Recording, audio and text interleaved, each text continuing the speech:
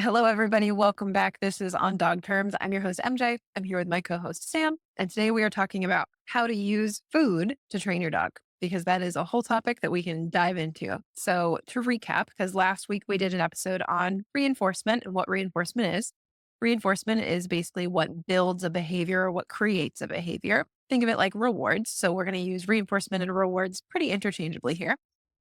And using food as a reward is just really simple, really easy, really convenient. You can give a lot of it. So we're going to dive in onto how to use food effectively to train your dog. So Sam, to start us off, I've got a true or false for you.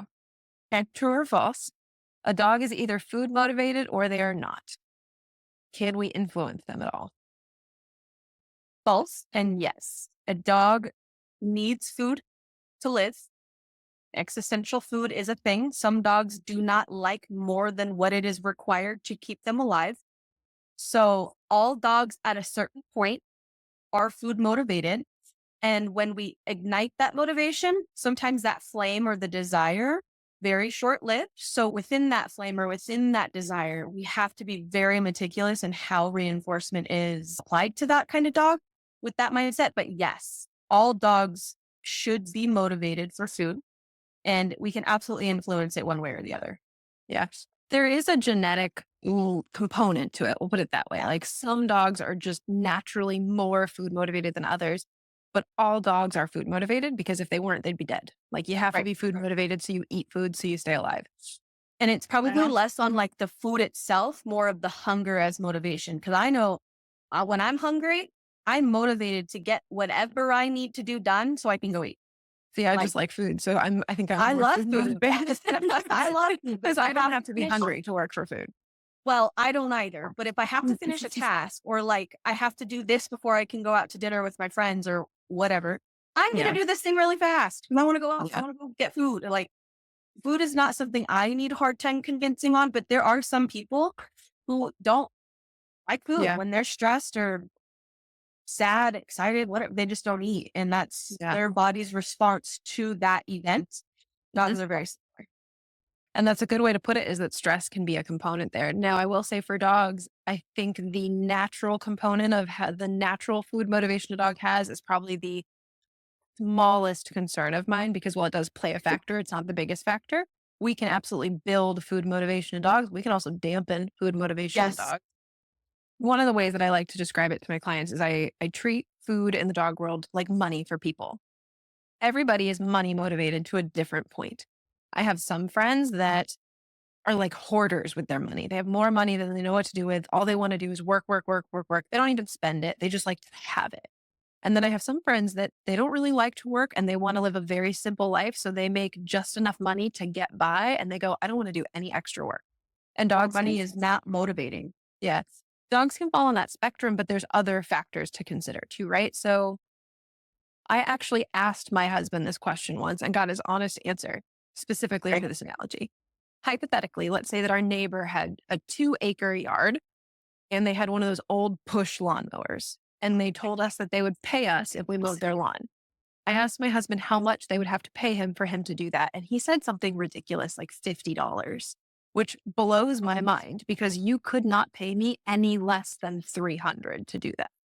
He likes to do yard work. He likes to be outside and he also just likes to kind of hoard money away. I hate yard work. I hate lawnmowers. I like to be outside, but I don't like to mow the lawn.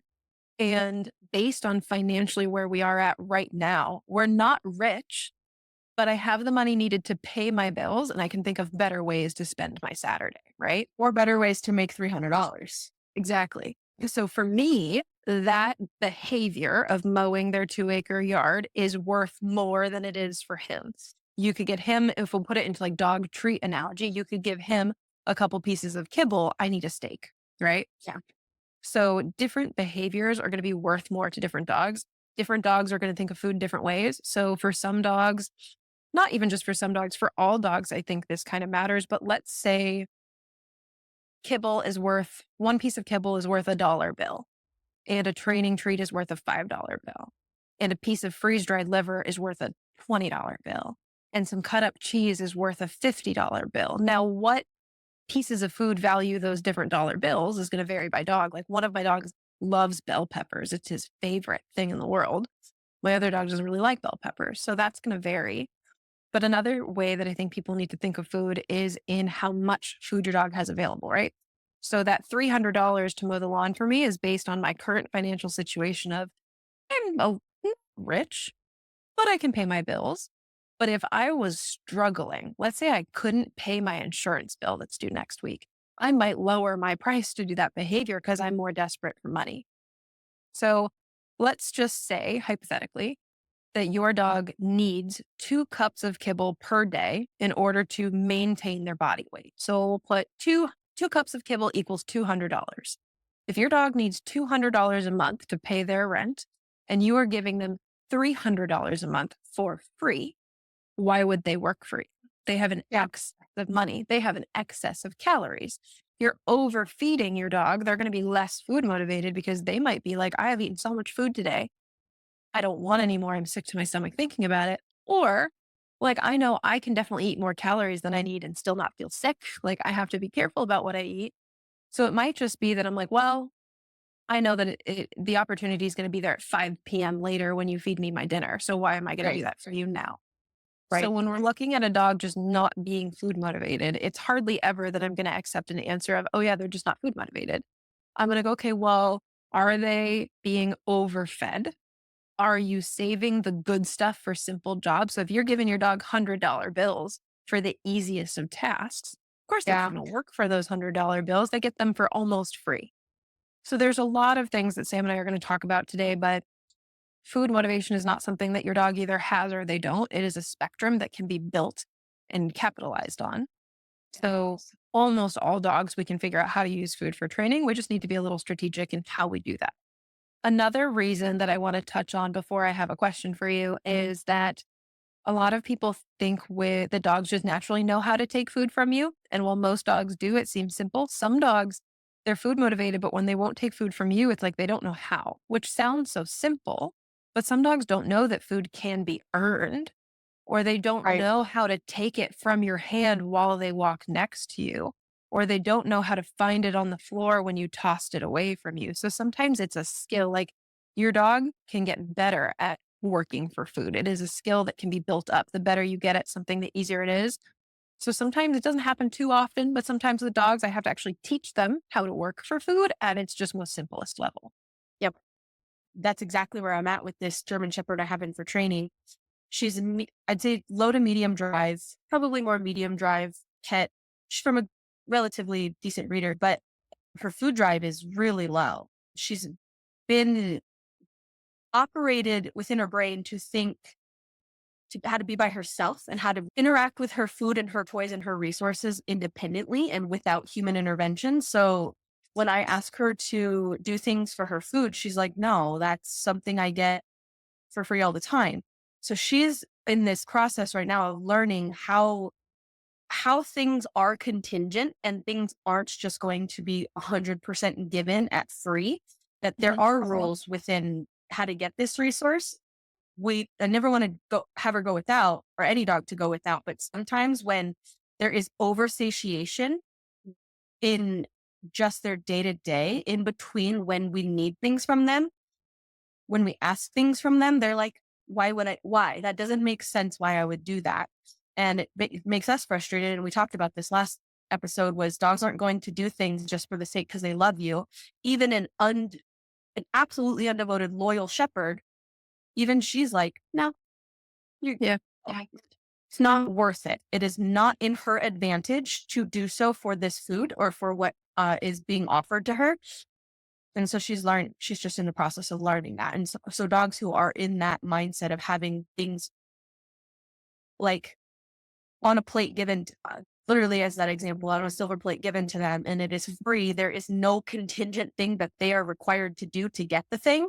There's a huge disconnect within that, like that mindset of do something, get something. You Yeah. don't need I to have a do good something. analogy for that. So let's say my husband and I sit down for dinner later, right? I am so accustomed to eating food with a fork.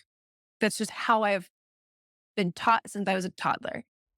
If let's say we put chopsticks on the table for dinner tonight, my husband spent a year living in Korea. He's really good at using chopsticks. He's really good at it.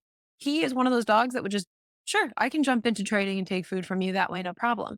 Me, I don't know how to use chopsticks. I'm terrible at it. I've tried to learn. I'm not good at it. Granted, I've also never had the motivation to commit myself to learning.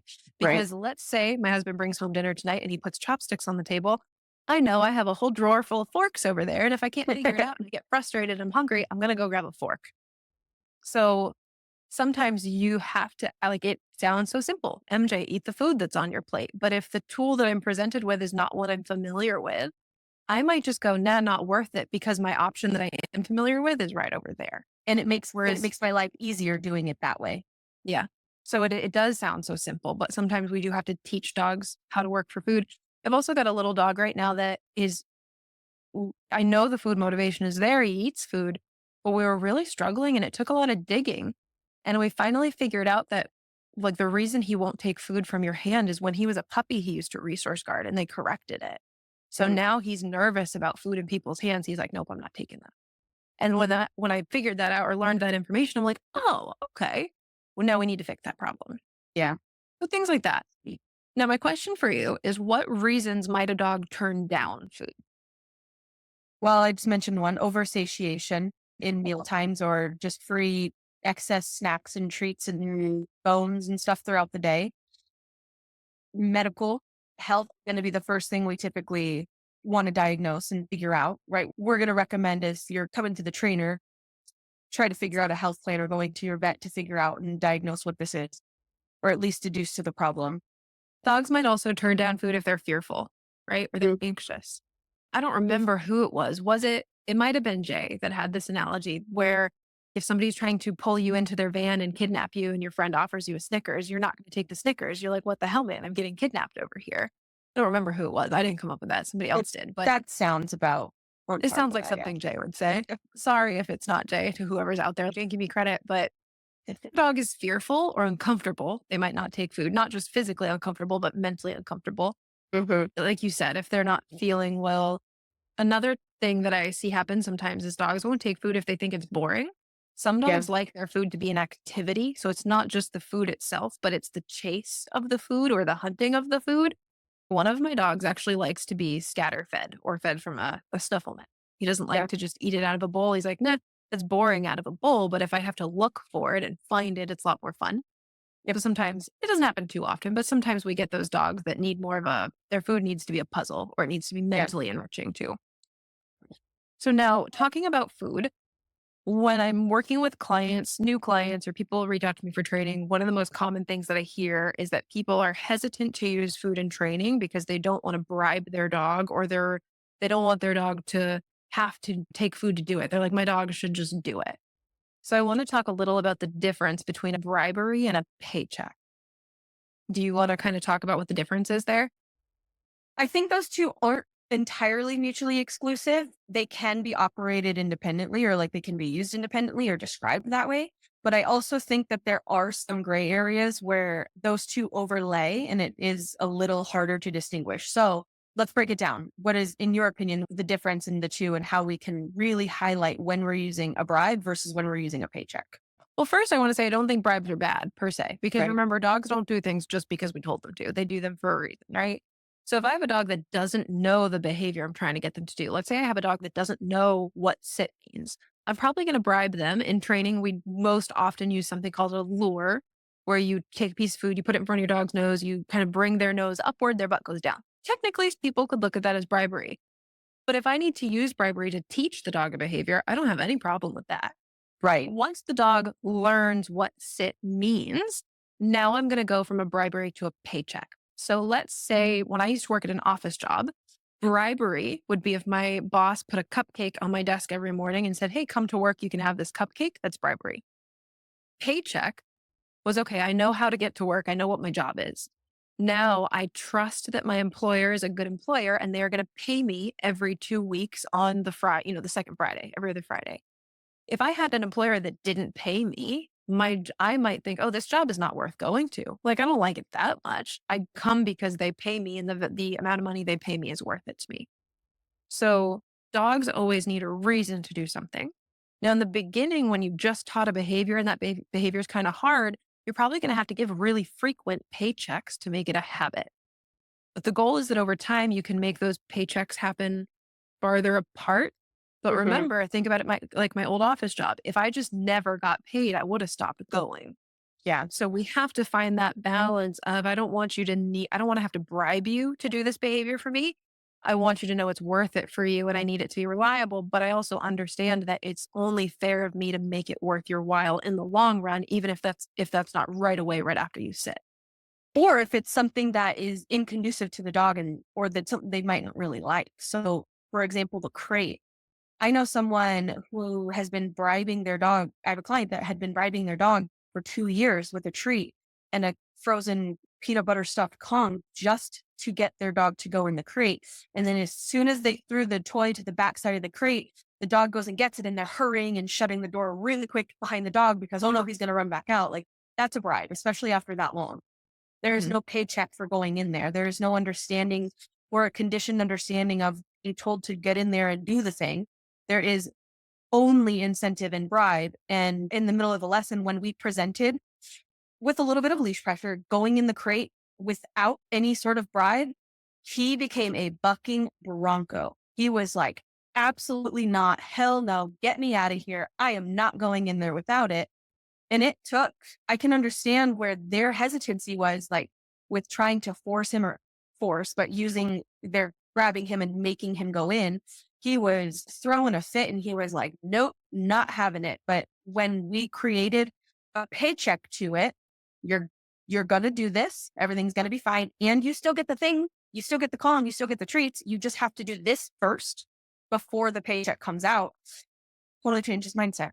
Then Yep. you have a conditioned response to saying crate, home, kennel, bed, whatever. You say the thing, the dog does the thing. They get paid And for you it. have, yep. And for those listening, that's a really good way to kind of explain how sometimes if you're misusing bribery, bribery can feel like you're to your dog like you're trying to trick them and it can Mhm. hurt your training a little bit. So like in that scenario, a dog is hesitant to go in their kennel. I would break that down and I might use a tiny bit of bribery, probably not a big Kong, but something smaller, a high Yeah. value piece of beef Free. liver or something. And I would toss it in the kennel. And instead of closing the door to make the dog feel like they're being tricked, they go in the kennel. And as soon as they're in the kennel, I give a marker word to tell them that was Come correct. back And they out. can come out to get Yeah. their paycheck for that. Yep. Now we're actually teaching the dog we're using a little bit of bribery to give them incentive, but they're not feeling like they're being tricked and they're getting Right. a paycheck now. Right. Then we can eventually phase that bribery out because now the behavior is not so bad. They learn how to do it. It's not so scary. And now we can pay them for it. I think another way, yeah, I 100% agree. I think another way to think about it, how convinced is your dog from the get go? If you have to convince them your idea is worth their time, it might be a bribery. When you have convinced them that doing the thing for you is worth their time, you can create that as a paycheck. Yeah. It's all about what does the dog believe? Do they believe they're being tricked? Because if you have a smart dog who is a thinker, they are looking to think one step ahead of you. And if they think that's a trick, then you have a dog, you in conflict. And that's what happened when we initially tried to say, hey, let's go in. He said, no way. And he had a really big blow up and really big fuss. He didn't like come up the leash or anything. He was just like, hell no, this is not how I get in my kennel. But when we reframed it, I did exactly like you mentioned, getting in, coming out, getting in, did a lot of reps, shut the door for a second, opened it. Don't let him come barreling out. Wait for stability, release, reward. We did all those baby steps into it. And by the end of the session, it was fine. But I think that's another way to think about it is how convinced is your dog based on what you have to provide for them? Yeah. So, all right, our listeners are going to go out, they're going to train their dogs with food. Let's start at the basics. What kind of treats should people be using? I know what I'm recommending to my clients when they ask me, what kind of treat should I buy? The first obvious thing is the kind that your dog likes. If Yeah. your dog doesn't like them, they're not going to work for him. But especially now in today's market of the industry of pet food and all the things, I do look for ingredients too. Yeah. I don't want to be giving dogs a ton of training treats that are filled with ingredients that aren't good for them. Yeah. So it's hard because there's so many options out there, but I'm usually going to look when I look at the ingredient label, I want to recognize the ingredients. Is the easiest way that I can tell people. If you're reading the ingredient list of your treats and you don't know what they are, probably don't buy them. So I usually look for the less ingredients, the better. Yeah. usually those are going to be tastier anyways. Yeah. Like freeze dried beef liver is like Yep. top notch for a lot of dogs. Yeah. So ingredients are something that I have people consider, but the size and the form of the food is, I think, a little more important. So when Yes. you're training your dogs, you do not get big milk bones. Okay. You don't Oh, want big biscuits that your dog has to crunch. You want teeny tiny little pieces, like teeny tiny little pieces, because you want to use a lot of training treats in a day to get a lot yeah. of repetitions in and pay your dog well. So very small pieces, things that are soft and easy for them to eat, not things they have to crunch that are going to have fall out of their Right. mouth and they have to eat off the floor, not something they're going to choke on. There's a few other things that I think people should consider. For example, if you're using things like organs, so freeze dried liver and things like that, you have to be careful of how many you give because a dog can overdose on those. Certain organs are very, very nutrient dense and certain vitamins that dogs can only have so much of. So things like beef liver, I'm going to give in moderation. That's not my primary training treat. If I'm doing a lot of training in a day, it might just be that the couple high value pieces. If you need something freeze dried that's high value and you're giving a lot, I usually recommend that people get a freeze dried, complete and balanced diet. I really like the Vital Essentials freeze dried mini nibs. They're small, they're easy to eat. Dogs love them, and they're not just organ, they're a complete and balanced food, actually. So you Do can you like substitute it. Ziwi? Ziwi Peak? See, we got bought out by a Chinese company a couple Oh, years ago. okay. So I've stopped buying it just because I'm anticipating quality to go down. I think it was like last year. It wasn't that long Oh, ago. cool. Open Farm just released a new air dried food that's exactly like Ziti that I bought, and dogs love it. It's super small. So I've been buying that recently. That one's a good one. So freeze dried Expense food, is air dried.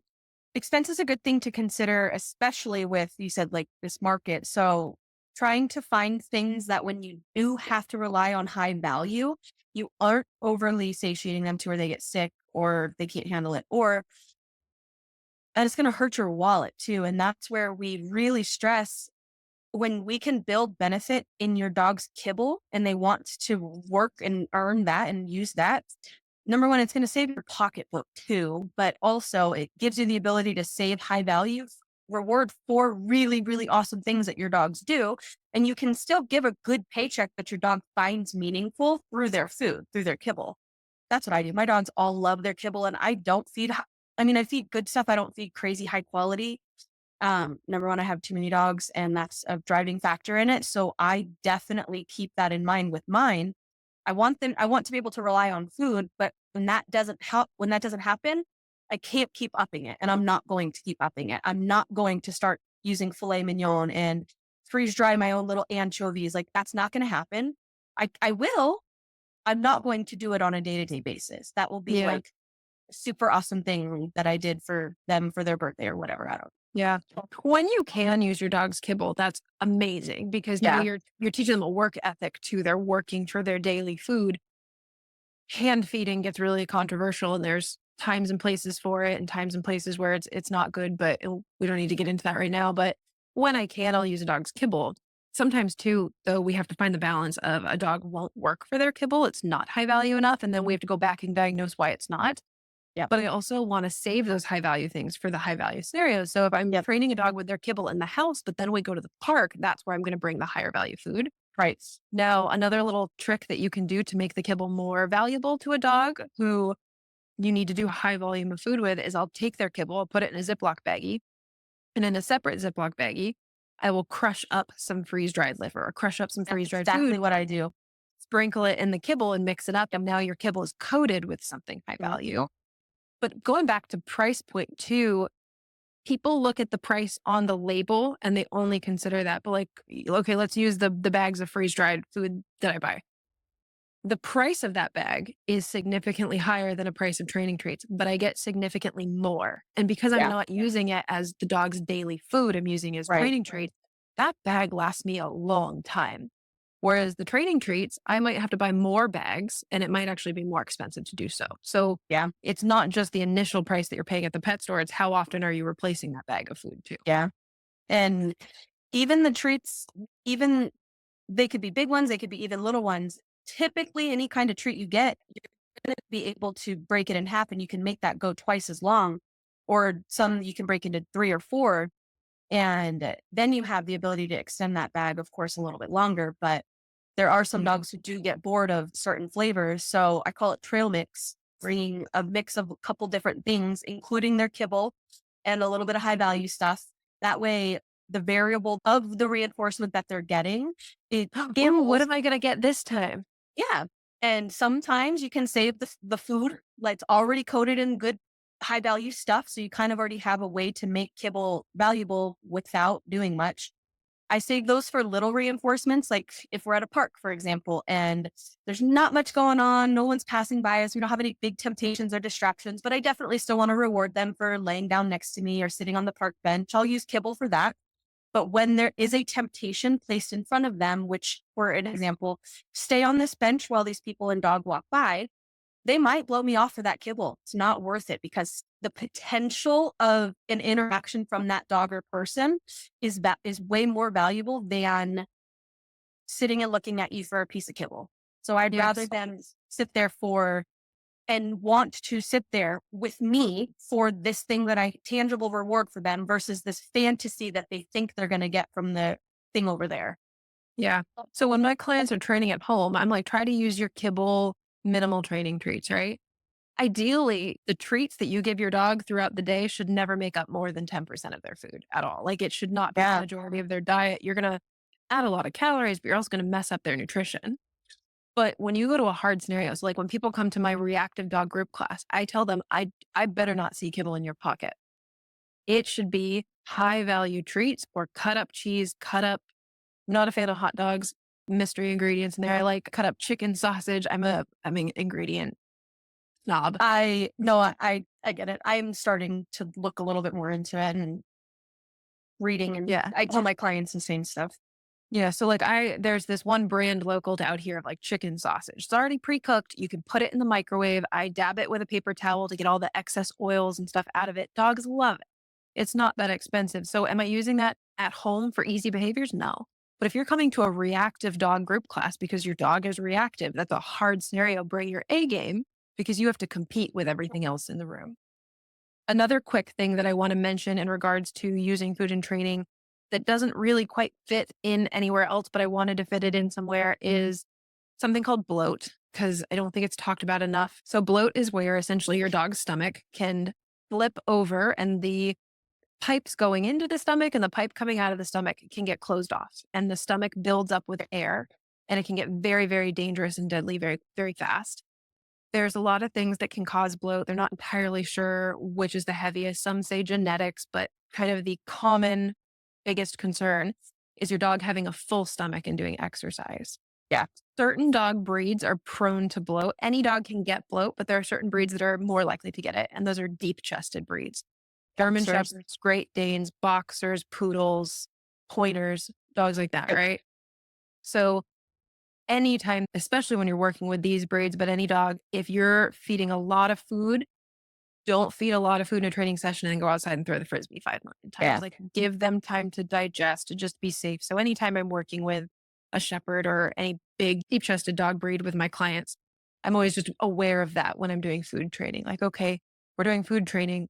Don't let them run around off leash on the beach right after. Let them Yeah. digest for 30 minutes to an hour first. So I just wanted to throw that in there. And if you're listening and you're worried about that, there's tons of resources online. So just look up dog bloat, like when you feel bloated. It's the same word, and you'll find all sorts of resources. Yeah. It's really important for bloat. I think a lot of people have heard it, but not a lot of people really know what it is, what causes it, or what to look for. Yes. So even if you're not sure if your dog is prone to it, you have a dog, they are prone to bloat, some more than others, like MJ said, but learning signs and knowing your dog and what's normal behavior and what's not, because bloat really happens fast. It comes on very quick. And if it is not caught, sometimes within the first 12 hours, oftentimes within the first Sometimes in 12 the hours, not the first hour, 12 hours is long. It needs to be 12 caught hours. immediately. If your dog is experiencing what you think is bloat, it is not I call my vet and make an appointment. It's you put them in the car and you go to the emergency vet Yeah. because if their stomach is bloating, what needs to be done is the vet needs to insert a needle to relieve the pressure. That's the Oh, first yeah. thing. They relieve the pressure from the stomach, and then they're gonna go into emergency surgery Mm. to try to save all the other organs and reflip the stomach, and it's very, very dangerous. So it needs to be very quick. Like, if I don't even wanna say this, but I have a shepherd, it's my biggest fear. If I were to do a bunch of training with him feed him a bunch of food, play with him, immediately bring him inside, put him in his kennel and go to work. And he experienced bloat. He wouldn't make it until I got home from work. So it needs to be very quick that we figure it out and address it. And it can also happen if you are running with your dog and they are like, I don't want to say exhausted, but they have been, they're panting, their tongue is out, they drank a bunch of water, and then you let them eat. It could be that exercise beforehand, and then adding all that food on top of their stomach can also do that too. So typically you want to wait 30 to 60 minutes before and after a meal to avoid these kinds of things. And Yeah. that's also when we talk about reinforcement, you can use toy and food reinforcement within the same training session, but that's also something you have to be really careful about. And that's something I really worry about with Tip, because she's just like on level 100 when we're training, but is still like 95 to her because everything is so rewarding. So I have to be really careful when I transition between food and toy, because I really worry about that with her. Yeah. And Sam and I aren't telling you all this to make you afraid to train your dog. Oh, But we just want you to careful. be aware of it. So we're not getting full bellies and then running around, basically. Right. Go on Google, look it up, go to YouTube. Don't go to Google, go to YouTube. There's great videos by, just don't ever medically look up anything on Google. Go to YouTube. There's tons of great videos by veterinarians that explain what bloat is, what to look for. Usually what you're going to see is your dog physically bloating. So it's going to look like their abdominal area is getting bigger. Like And a then bowling ball. yeah, like a balloon. And they're usually going to be trying to throw up, but nothing is coming out is a very typical sign. So look that up. So, okay, now we're using food to train our dog. Sam, you're in a training session. You've got a dog. You're doing work. Where are your treats? Good question. I primarily, either if I'm using my vest or treat pouch is going to depend, but in typical fashion is going to be on my left side, whether it's going to be, can't really see me, but on my front, like right in front of my front left hip, or it's going to be on the back side on my left hip. It depends. I typically am not going to have a treat pouch in line of sight with a dog, because oftentimes dogs will fixate on what's in front of them, and that can be considered bribery in some fashions. So when the food is out of sight, I want to be able to I want it to be easily accessible, but in me personally, it's always going to be on my left, either in the front or the back. Yeah. You want your treats to be easy for you to get a hold of, but not Yes. in your hand already, right? So Yeah. I don't want to see any of you out there with a treat bag, like a whole bag of treats, like the bag the treats come in your hand. And you shouldn't have a whole hand full, because your hands, you only have two of them. If you're lucky, you've got two of them. And those are what you're using to hold your leash, to pet your dog, to communicate with your dog. Hold And your leash. yeah, we don't want you to have bribery all the time. Right. So your treat should be easily accessible, either in a pocket or in a treat pouch or a fanny pack. Where you put that might vary a little based on what you're doing and what your preferences are. I like my treat pouch behind me, so on my back, because I can reach with either one of my hands and get to it. If I am practicing heel and I've got a dog on my left side, I like it, on my back so that their head is not hitting it and it's not in the way, and it's not on my front, so they're not just sniffing the treat pouch. But some people do like it in front of them or on maybe their opposite hip. So it depends a little bit, but you want them to be easy to find. Easy to find, easy to grab, not things stuffed on top of it. However, I would much rather see someone walking their dog, trying to train them at a street crosswalk or something, and have a Ziploc baggie of treats in their hand versus seeing nothing. Yeah, It that is is true. better than nothing. If you don't have pockets, your jacket's too big, too deep, whatever, and that's all you can have, and that's what you're going to carry for the sake of making sure you have a reinforcement on you, do it. Yeah, that's true. Good point. Glad you put that out. Something better than nothing, but I literally just saw that the other day. Someone was at the crosswalk. That's why I came up with that. She's this lady with this nice golden, and she wanted him to sit before crossing. It was a big main road, and she had a really nice loose leash, making him sit. And then she had just a Ziploc baggie, and she said, sit. She put her hand on his butt, and then he sat, but then he got right back up. She fixed him. She got in the treat pouch, and the baggie rewarded him, and then just relaxed, like waited for the light to turn green so she can go. So it wasn't like the dog was super fixated on that. And that's also another thing, is not building value in the bag of food that you have. If it has to be in the dog's, peripheral or line of sight, You definitely don't want that bag to hold the value. It is what the magic of the bag can produce, I guess. The paycheck. You'd actually be working for the paycheck, not the bribe. Now, that kind of brings us seamlessly into my next, which is marker words or how we communicate to the dog when food is coming. So, probably one of the most common reasons that I will see people need to reach out to a trainer after having tried to train their dog on just basic obedience stuff on their own is they don't have a communication language in place with their dog to tell their dog what the dog did that is causing the paycheck. They're Mhm, just handing food to the dog and not communicating what caused that food to be handed mhm. over. So we call them markers. Some people use marker words. I use verbal markers. So I use yes. I use good is a different one. They mean different things to me. Some people use a clicker. So something like that that tells your dog, and that is something we could do a whole episode on that I am more Yeah, than happy to do that for people. But yeah, basically you just want a communication language in yeah. place. There's also different trainer jargon ways that we describe it, and there's terminal and continuous markers. So a terminal marker ends a behavior. So that's like our yes marker or a click typically that ends the expectation and what we're trying to convey. Message should be received if you are clicking and rewarding. You should see something that your dog recognized they did to get the thing. So when it's terminal, it means that behavior has ended. They can come to you or they can get out of position, get their reward and play or whatever. Or a continuous marker means that's usually when we want to create stability or balance in a position or a behavior or a mindset. And you are communicating, keep going. You are on the right track. You're almost at the mark. You're not quite there, but keep going. And it gives that further communication and that further clarity that to your dog that they're doing something right and that's something that you want them to do. Yeah. I think we talked about this a little bit in our last episode about reinforcement, but one of my notes is how often should we be rewarding a dog? That's going to vary based on what stage in training the dog is at. But to keep it simple, Mhm. you should be rewarding your dog as often as necessary to keep them successful. We Yes. will talk about phasing treats out a little bit later. Here's another interesting question for you, Sam. Should they only give one treat at a time? Ooh. Yes and no. It's going to be different to every situation and every outcome. However, there's a difference between a single paycheck, one or two pieces of measly kibble, or there's something called a jackpot. That's where you can grab a huge handful of whatever your reinforcement is, let them eat out of your hand or drop it on the floor or whatever. And that's usually times when we really want to mark or convey like bingo, ding, ding, ding, ding, ding, winner, winner, winner. That's exactly what I want. Here's your, like, you pulled the lever, you played that slot game and you won. Here is your paycheck. That is awesome. That way that sticks in the dog's brain. Do that again. That was really freaking cool. I liked all that food. I really want to do that again.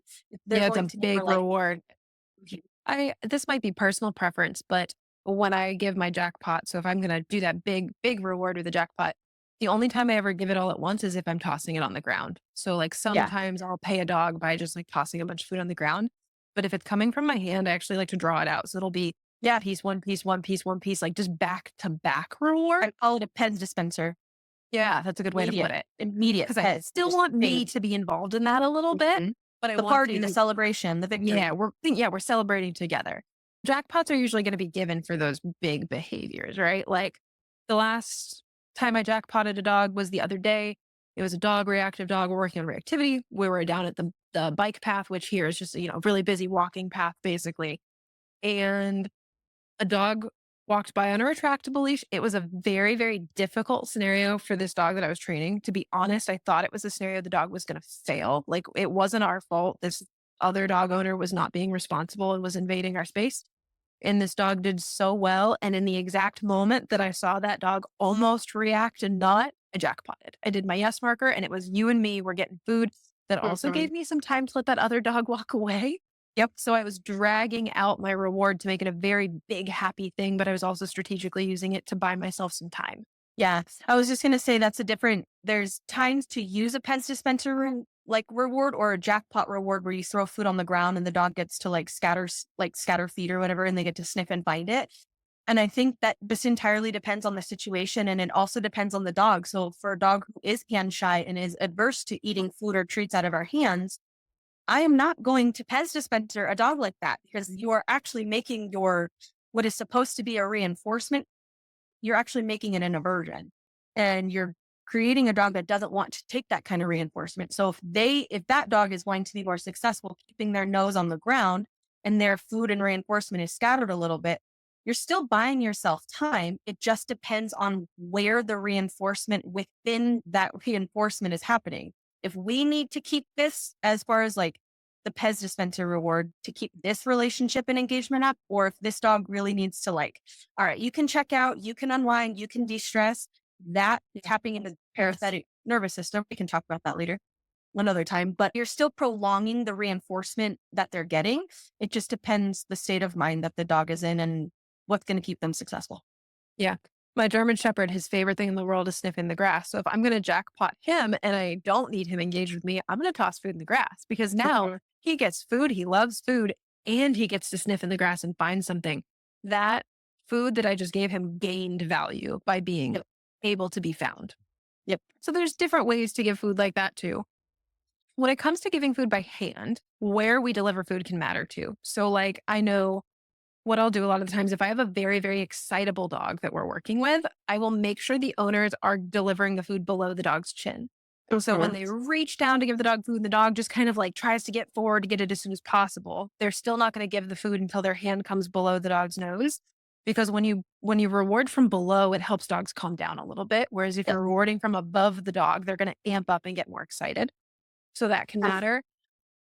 But for What nervous also dogs, if they are like slinking and keeping their head down and their nose down and they don't really want to engage with what's up, with what's above them, literally, when you bring the reinforcement and food up and make them take it with their nose up more towards the sky, you're literally bringing their energy and their body and their mind up instead of keeping them down where naturally their brain is trying to keep them in that stressful moment. Yeah. This is another so what you had mentioned earlier about dogs and being a little averse to taking food from your hand. If some it doesn't even have to be a nervous dog. A lot of dogs don't like things shoved in their face. Mhm. So the only time I'm going to bring my food all the way to the dog's face is if they're in a sit and I need them to stay there. Or a Any place other command or something. yeah. Any other time when I give them the marker that tells them, here's your reward, I'm going to let them come take it from my hand, even if it's just a couple inches away, because nobody wants people shoving their hands in your face all the time. So sometimes I even see training start to fall apart because people are just shoving things in the dog's face. And yeah, the dog wants the food, but they're like, oh, that's annoying. Could you stop it? Yeah. So sometimes we see things like that. Yeah, it depends on why the dog finds or hands in their face aversive too. So if you have a conditioned marker before you go to bring food and give it to right in front of their face, like good job, good dog, whatever, that when you say good and food is brought to them, as long as we are not making that experience or aversive, you are conditioning their brain to hearing that and food brought to them. Ideally, that is making it a positive association. Over time, that's not going to be immediate, but that is a way that you can create. If, say, your dog doesn't like people or hands being shoved in their face, that is a way that you can get there. But alternatively, if a dog really just doesn't like it, you can still do that same thing. Good job, like a place stay. Good job. Bring the food and bring it, put it on the place, and then they eat it between their paws or next to them or something. That way, you're still rewarding in the right place because reinforcement placement is also super important, and it takes away the aversion of us sticking our stupid stinky hands in the dog's face that they don't like. Yeah. I do that with downs a lot, even without like it being aversive. If I have a dog in a down stay, so when like they're laying down on the ground and I want them to stay, I'll just put the food in between their front paws because I want Yeah, them to stay where they are. I don't want dogs getting used to kind of inching forward to take food from me. So placement does matter there. With walking too, let's say you're trying to teach your dog to walk on your left side, but you're rewarding them from your right hand. So your right hand is cutting in front of your body to reward the dog on your left side. I see a lot the dogs will start to inch in front of you. And now you have a dog that's kind of cutting you off, trying to get to your other side. So if I'm trying to teach a dog to walk on my left, I'm going to reward them from my left hand. I've seen it where they're teaching their dog to walk nice on a leash. And then when they pay the dog, they stop walking entirely. The dog comes in front of them and they pay the dog there. And then they wonder why their dog is constantly in front of them. yep. That's why. So you want to make sure you're rewarding the dog where you want them to be. That's important. Here's another good one. So food is a very easy, convenient thing to use in training, but Is there anywhere that you shouldn't use food for training? Like, can you think of an environment where you would not recommend using food as a reward without the dog being fearful? Like, not that food is not something the dog finds valuable, but like a scenario where you think food is not the best idea. Uh, Gosh, there's tons. I find dog parks are a big one. Now, I'm Yeah. not a fan of dog parks anyway, and we can do a whole episode on that. So if people are telling me, "Oh, I'm doing this at the dog park," my first thing is I'm going to say, "Well, probably don't go to the dog park." But to explain the why of that is when you have a bunch of dogs together, especially dogs that you don't know very well, Yeah. now that food that you have as a resource, we might get some resource guarding or aggression around that food because they're trying to, Or just competition. yeah, competition. Competition can breed that resource guarding there. Daycares are another one. Now, daycares, I'm not as against as dog parks, but it depends on the daycare and the dog. Some daycares are run really, really well and they're amazing, and some are run really, really crappy and they're terrible. So if let's say I was a fly on the wall and I saw daycare employees with food in their pockets and crazy, overstimulated, overexcited dogs that are competing with each other and jumping on them to get the food, probably not the best area to be using food. Yeah. You said could think of a bunch though. Is there another one that you were thinking of? I mean, the one, like I mentioned with dogs, uh, if we're doing a training session where there might be a lot of running, or a lot of like energy, I might opt against using food just for the sake of, like we talked about, potential of medical or health issues or creating bloat or whatever. Sometimes I would avoid, and I was going to bring it back to like a fearful or a nervous dog. Like that, Yeah. there are circumstances when food isn't the most helpful because of maybe the energy it brings. A dog who genetically is inclined to resource guard food, I wouldn't really want to reinforce them with food around other dogs. The other thing that I don't typically use food for is teaching dogs how to quote unquote do nothing. So teaching a dog just to chill out. Yeah. Okay. I Yes. don't Yeah. use food for that because if I'm trying to teach a dog to do nothing and relax, and I'm not talking about putting a dog in an obedience command. So not putting the Right. dog in a sit or a down or on place, but teaching a dog just to relax. If I bring food Liberty. out and they're food motivated, now they're getting amped up and excited about the food, or they're only looking like they're doing nothing when they're actually waiting for food. So I don't use food if I'm teaching dogs how to relax. Sometimes I will. If it's a fearful dog, I will use food to Right. reward behaviors that are getting them to relaxation. But aside from that kind of fearful, we're working on that. If it's just your average excitable puppy, your average happy go lucky dog that's just struggling to be calm at home, then I'm going to use a leash for that, which we can get into another time. But that I won't use food for because I don't want to amp them up. I want to calm them down. Tire drive dog. With that said, like tip, I won't use food to reward calm for her be calm because that doesn't work. That Yeah. just amps her up more. She loves food. It brings her straight back to level 9. And then toys are level 10. She's very high drive and she finds things extremely stimulating and she gets stressed up with things instead of like stressed out where dogs like shut down or they kind of melt and they're like, oh, the world is so scary. At her, she stresses up and she becomes a lot more like fun up and a lot more erratic and a lot more unstable. She's way more floppy in the way she interacts with Yeah. the environment.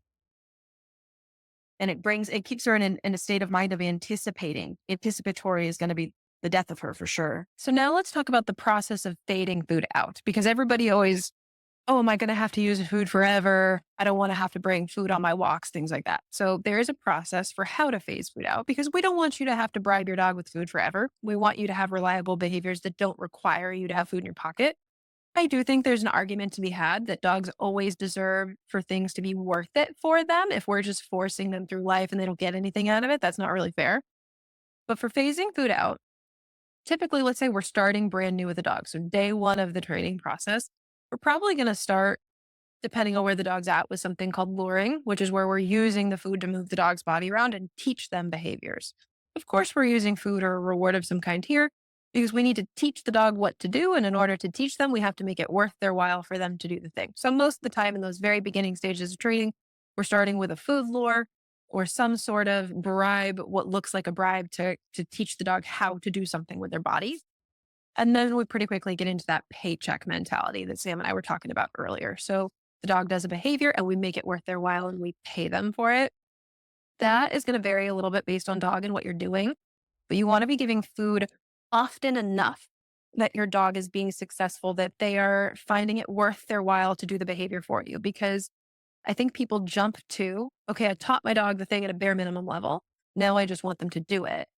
But you have to make it a habit. You have to make it muscle memory. The dog needs to get good at doing it before we can phase food out. So we're Yeah. using a lot of food to create good habits. Think of it like that. The most, as we go through this process from we begin training the dog to we're at advanced slash close to the end. I don't think there's ever an end to training a dog, but we're in those Right. final stages of fading food out. I think the most common reason that I see people not get there is because they phase food out too soon. Yes. Yeah. You see that 100%. ever? Because Always. they're in a rush and they didn't build a good habit. They taught a dog a skill, but they didn't make it a habit. Yeah. So you really want to be generous and be stable in your rewards, be consistent in your rewards. Yeah. There's time for varying your rewards, but you want to make sure the dog knows that it's worth it. Do you have Yeah. anything to add on that? Yeah, I would say in general, when I start a new program on a dog, whether they have a training foundation or not, irrelevant, I will always start my program with what I call a 100% reinforcement schedule, blanket across what the skills we need them to learn. Come, play, sit, heel, down, let's go, whatever. 100%. Everything your dog does, especially if you ask and they do, you pay. All my clients start there. We quickly move to a variable reinforcement schedule in a way that kind of try to get them to tangibly grasp it.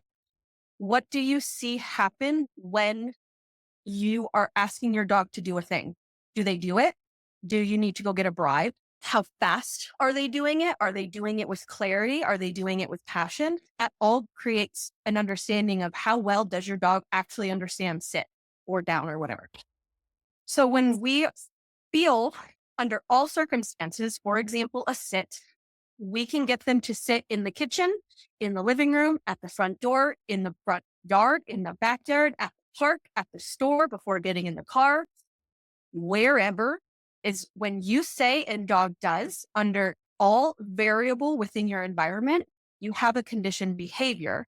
Now that is still within a 100% reinforcement schedule. Then we can go back to variable within our environment and variable our reinforcement and seeing how successful we are there. And I kind of go into like a 1 in 3 or a 1 in 5 or like a 1 in the 2 and 3 or a 3 and 5. Out of 3 repetitions you ask, how successful were you in those 3? Did your dog sit once and did they ignore you twice? Then you don't have then you need to do more reinforced repetitions of sit. Or in 5 times, I ask my dog to sit or a dog to sit. 3 times, they do it perfectly. 2 times, they need aid. All right, now I know where we're at. If 3 times in a row, 5 times in a row, 10 times in a row, whatever, I have 100%. I ask, dog does, under all variable within their environment. I would say I can start phasing how often that dog will get a treat for a sit within that. Now, there's so much more that goes into it because sometimes you get really good grasp and really good momentum into that. Your dog's sitting, rocking it everywhere. And then we take a couple weeks off because life happens and we're not perfect.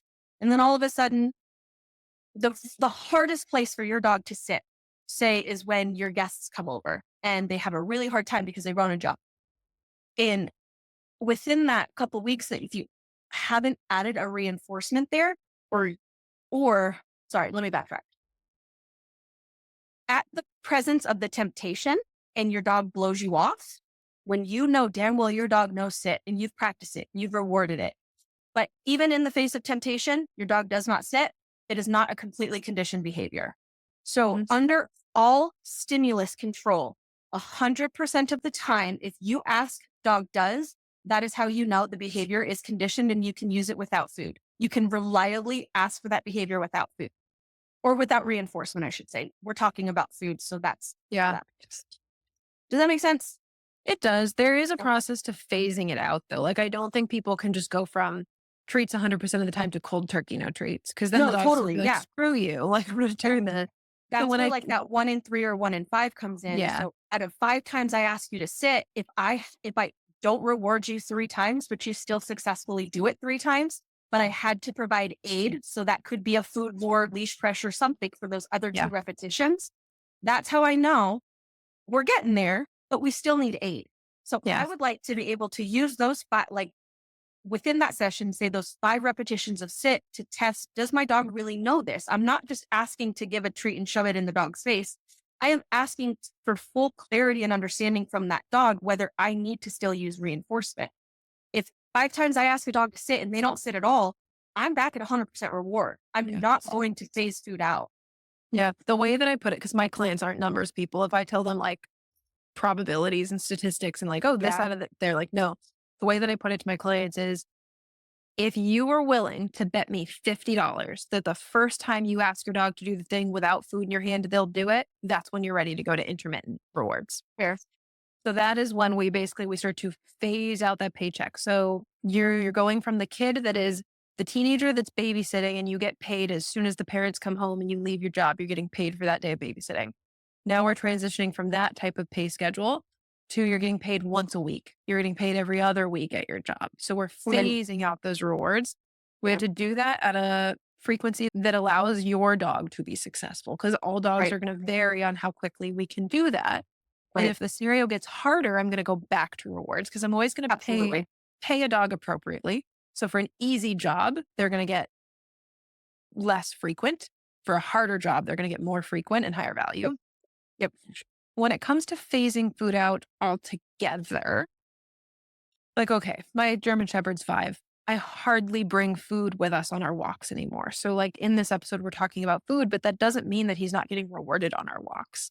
One is my yes, my verbal yes marker. To him, he finds that really rewarding. But Yeah. sniffing the grass is, I've transitioned off of food into freedoms.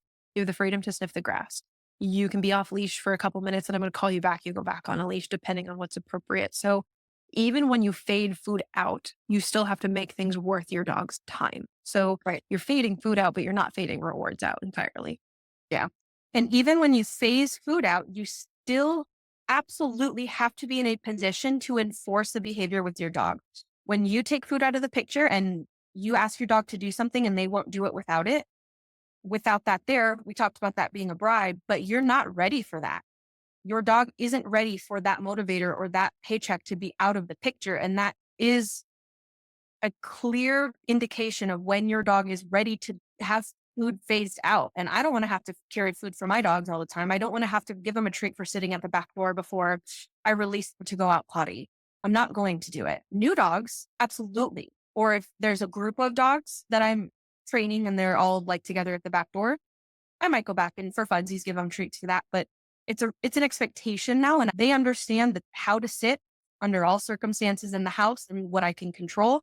So I don't need to use food there. However, if they're in an uncomfortable situation or a new situation and they aren't quite sure how to handle it, and I ask them to sit or I ask them to do a thing and they do it, I'm gonna if I have it on me, I'm going to want to use that because we go through new things all the time. Dogs go through new things all the time.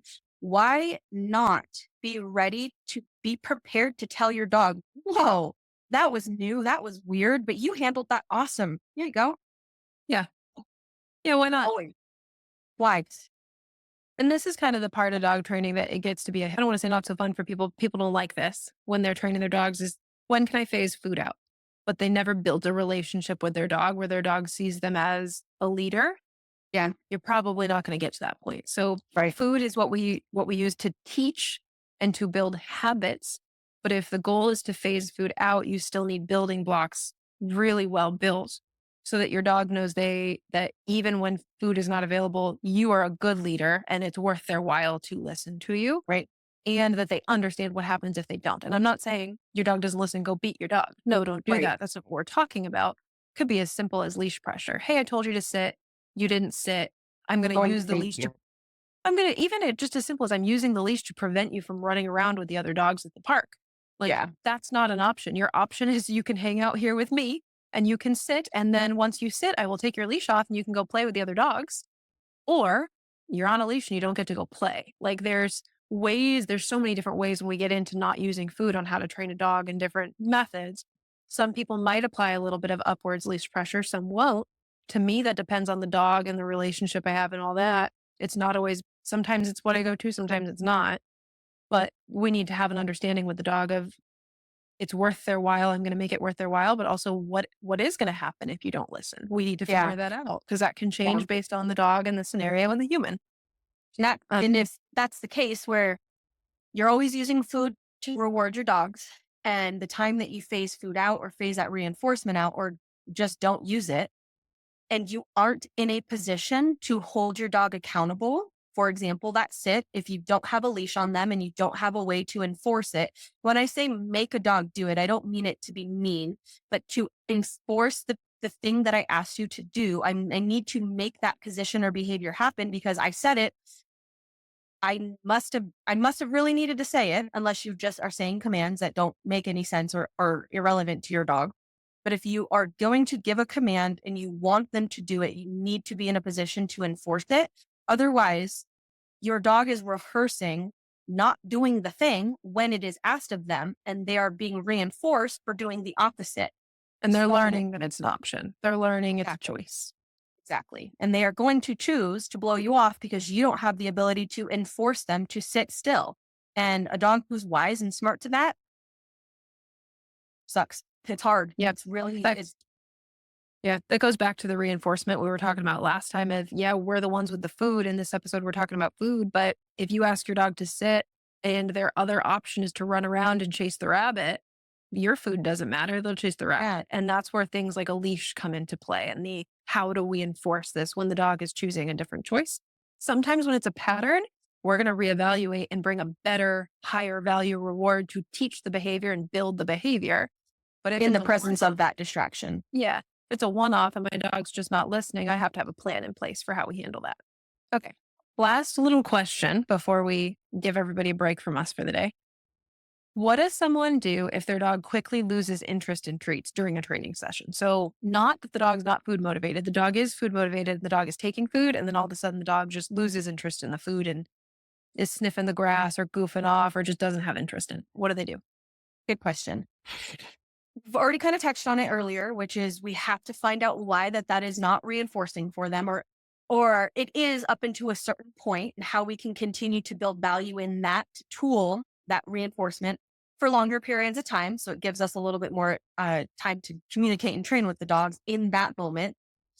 Um, you can also make the food more fun and more interesting to interact with. And that's where playing food games or treat chase games in your hand and on the ground can make it a little bit more fun. Dogs, yeah, or And like putting it in your this, tug toy. for those of you who aren't watching us on YouTube, I have a tug toy that treats can go into it. And the dog can Like a chew Velcro on it. mesh And pouch, and you stick yeah. the food in there. You could be kibble or like regular treats, and it's got that mesh screen. So when they crunch and they get their saliva in there and it's all satiated, they get the consumption part of of what feels good about eating, the consume part, that they get that, as well as we can kind of turn that into a prey item, making them chase this tug toy with the handle that's attached to it. And before their food is running away, they got to hurry up and chase it. And that makes a little bit more of a desire to interact with it. You can also have food in your hand and you can teach them to chase the lure in your hand. And you can also really, really awesomely develop positions and behaviors when you teach them how to chase. And you can use chasing food as a reward too. So we talked about marker words earlier, and most trainers will use a verbal yes or a click, physical clicker. That means the treat is coming from me or your reward's coming from me. And you can use an external reinforcement marker, which means, hey, you're allowed to go get the reward that's in your environment that I produced, not the squirrel that's in the environment. So you can ask them to sit. And if for a dog who, like a border collie or a Malinois, for example, they really like to chase stuff. When they sit, you can go get it and then toss the piece of food off to the side. So they do the thing, they're stable, and then they get to chase and then they Yeah. get to consume. So then you're hitting two different types of drives that are innate to the dog that feel good. And you can also attach more desire to do the behavior because it's more fun to do. Yeah. So making Thinking it about more thinking about interesting. going to like the Renaissance dinner, where like a dinner and a show, it's like a little bit more fun to eat your food that way, even though it might not be the best food. I don't know. I've never been to one, but like I just know that that's kind of, it makes, yeah, makes food fun. It makes the dinner and the eating part fun when Yeah. that meal by itself would just be a meal. Yeah. Making it more interesting for sure. I have one more to add on to that though. If I'm working with a dog that is food motivated and at this point, like I know that like we're doing good, and then all of a sudden the dog checks out on me. If you're doing a training session with your dog and all of a sudden the dog checks out, particularly if they start sniffing the ground, is it possible that they are just distracted by a good smell? Sure. Mhm. But there's also something very subtle called a displacement behavior, where a dog is suddenly stressed and they resort to sniffing to try to diffuse their stress and make themselves feel better. So if particularly we're out in public and all of a sudden the dog is just, that's weird. This dog is usually like, we got this. The dog knows this. It's usually easy. Why is this happening? That's when I go, okay, this dog might need a break. They might need more space from the hustle and bustle of wherever we're at. Maybe we're just doing a training session that's too long and they're Yeah. tired. And well, you sit in math class for long enough, you're going to be stressed about it. It's not fun anymore. Now, usually when I see that, I'm going to give the dog a break. And we'll talk about this another day, but I have a word that I use that signifies training session over. And then I can tell the dog what other thing are we going to be doing? Sometimes I'm just going to put them in their crate for nap time, not because they're in trouble, but just to kind of decompress. Maybe I put them, like if we're out in public, I'll just put them in my car because I've got a crate in the car. It's like, oh, you need a break? Okay, we're going to end the training session. Let's go hang out by the car. You lay down, get some water. We'll get you out of the car, let you sniff the grass for a few minutes and try again after a period of time. Or sometimes I'm just like, you know what, we're done for now. Like Yeah. you're not in trouble per se, but I'm not going to beg for your attention. Either you're stressed and I need to help figure that out and help you de-stress, or you're just blowing me off. And I'm going, okay, like you don't get to just blow me off. I'm not going to force you into obedience, Yeah. but now you're going to go take a break somewhere. It could be a threshold issue in which we apply the dog to certain scenarios that they can't handle more than a few minutes or so because of whatever led up to that point. They're nervous, they're excited, under socialized, whatever. Their peak interest it fades really short, but that, like you said, they need a little bit of a break. And sometimes that break, when you give them something else to do to find reinforcement after they have reached a point of stress or over threshold that they can no longer take food or play, for example, um, then you can give them a break. You can go to a self-reinforcing behavior. You can go back to sniffing, or you can go put them up and give them some time to unwind and think about it. And then you can revisit it within that same day. It's just in that moment, it could have been the situation and circumstances said that they were overwhelmed and they just needed to take a break. And sometimes it's the break for the day until you revisit that scary thing again or the Yeah. tough thing again. Yeah. It doesn't always have to be scary either. Like when we would go to agility class was an hour long, 45 minutes and he was done. His brain was Mhm. shot. He's like, okay, I'm physically, granted, agility, he's running around, he's physically tired, but he's also it was more mentally tired. He's like, Yeah. okay, I've been doing the same thing for too long. And now I'm getting to the point where it's not fun anymore. Yep. So 40 minutes in with him, I'm like, okay, like he's done for the day. Class is an hour long. Oh, well, he's not an hour long. His attention span isn't for that. So he wasn't stressed in a bad way. He wasn't scared. It was just, that was all the attention span he had for that. And that's okay. But all right, guys. So that is it for this episode, at least on using food and training. There's 5 million other things we could touch on, which if you guys have questions in the show notes here. So if you're on YouTube or on Apple or Spotify, there'll be a link that you can click and you can go to a form where you can write us a question that you have or a topic that you want us to cover. You can also find us on TikTok and Instagram at On Dog Terms. You can find me and my business at MJ_the dog trainer on Instagram or TikTok. And then Sam, where can they find you?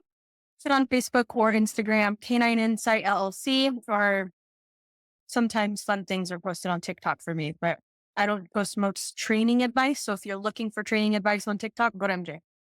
All right. We will see you guys next time. Let us know if you think of anything, and we'll see you later.